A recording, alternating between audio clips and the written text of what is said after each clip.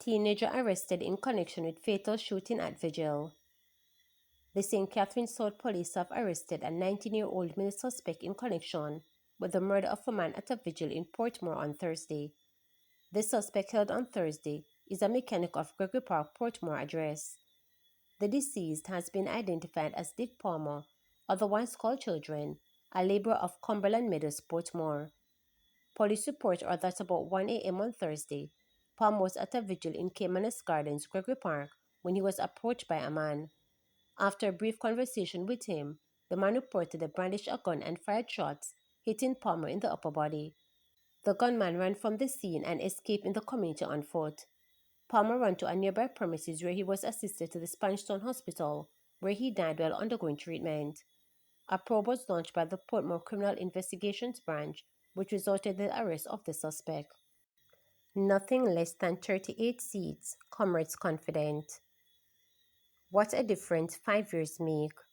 On September 3, 2020, the People's National Party suffered a landslide general election defeat, winning only 14 seats to the ruling Jamaica Labour Party's 49 against the background of deep division within the opposition party. However, half a decade later, there seemed to be renewed enthusiasm inside the party, now united under the leadership of its president Mark Golden.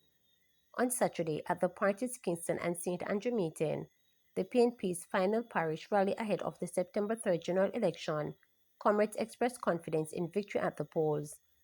"We are winning this one. We are taking it to the Labourites. PNP gone with this one. Not less than 38 seats PNP a win," one supporter told reporters. He was among the hundreds of comrades at the rally, which featured fiery speeches from the top brass of the party and performances from dancehall stars Beenie Man and QQ, among others. Former PNP Chairman Robert expressed optimism over the party's changes in the election. "I am very excited, I am very happy. God bless the campaign," he stated.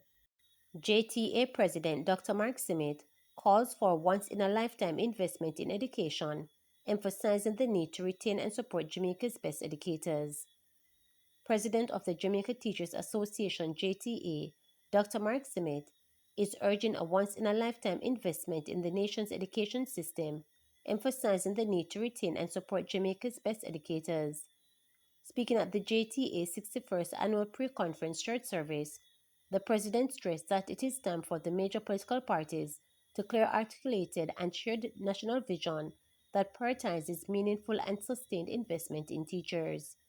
He noted that quality education begins with empowering educators and that real transformation in the education sector will only happen when teachers are properly supported. Teachers, we understand that we shape the future of this country. It is important that we recognize not just in platitudes that we often hear people say, but in the investment that is made in education. And is why I have called for quite stridently the need for a once-in-a-lifetime investment, a historic investment in education, so that we can upgrade our classrooms, that we can have the type of investment in our teachers to retain the best of our teachers, to invest the most experienced teachers in Jamaica. It takes a vision, and I call upon our two political leaders of the two parties to articulate a vision that clearly undergirds this notion. How will we retain the best teachers? Campaign danger. With just over 2 weeks to go before Jamaicans head to the polls in the country's 19th general election, utility poles lighting the length and breadth of the island have seemingly become standard bearer of campaign materials as the two main political parties kick things into high gear. Political banner, flyers and posters, some life-size to their dimensions, as well as orange and green flags sticking out in various directions from utility poles, have been mounted in a battle to command the attention of potential voters. However, what might not be considered is a safety hazard the practice poses to pedestrians, motorists, utility workers, and the very individuals mounting them. Dr. Robert Barry, lecturer and head of electrical power engineering in the Faculty of Engineering at the University of the West Indies, Mona, says it is a huge problem. It's a potential risk to pedestrians, drivers, and just the public overall, he told reporters in an interview on Friday. The expert also said that utility providers, Jamaica Public Service, Digicel, and Flow, should be concerned about the mounting of political campaign material on the poles that form part of their infrastructural network. The main thing is risk. If you think about it, a pole might be scheduled for repair because it is not in good condition, and you have non competent individuals or people who are not experienced erecting posters. However, they get these flyers on the poles, whether they climb them or they use other methods. It could be very, very unsafe, this doctor stated. He said too, the methods of installing the large poster, whether by staples, nails, or even other form, could impede utility workers who need to access the pole in order to carry out their duties. Workers use bucket truck to access the wires or whatever facilities the utility pole has on it. But if it is a pole that they physically have to climb, you think about the staples being there and nail that could damage utility worker gloves or just in general their safety, the electrical power engineering expert added. An industry insider who spoke on condition of not being named confirmed to reporters that the practice is safe to risk and disclosed that it could contribute to damage and service interruption as well. Attempts to get a comment from the Office of the Political Ombudsman and the utility providers were not successful. Some of them, the posters, are huge. How secure is this flyer that was installed? Was it done to any specification or standard? The doctor asked as he expounded on the potential risk to a pedestrian who might be walking by a utility pole and essentially underneath one of the oversized posters. The other thing is that they could cause distractions for drivers, the UWI lecturer continued. Some of these are very attractive and colorful. It could be a reflection issue, or just drivers staring at these flyers and could cause an accident.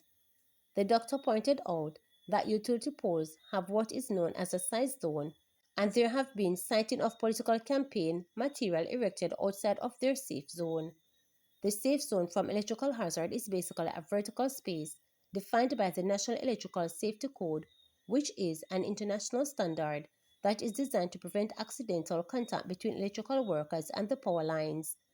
So regarding a typical utility pole, you have the highest voltage at the top and the lowest voltage coming down to the pole towards the ground, and then you have a particular clearance followed by the communication cable. Somewhere in between there, you'll have the street lights or traffic lights, the doctor explained. The safe zone for a non-electrical person who is not qualified, essentially a layman who might be a general worker and tasked with installing some of these flyers or posters, would be below the communication cable, he said, emphasizing that the purpose of the safe zone is to protect the workers from electrical hazards.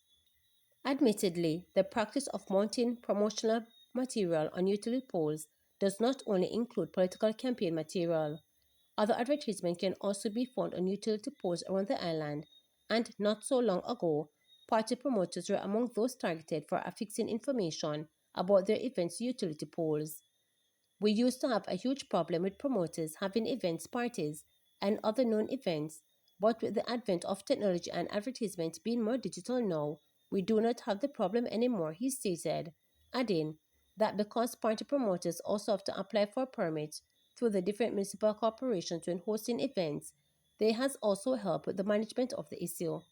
The electrical power engineering expert also said that although the practice might be common in Jamaica, it does not mean it is right. To subscribe, like, share, and click the notification bell for daily updates.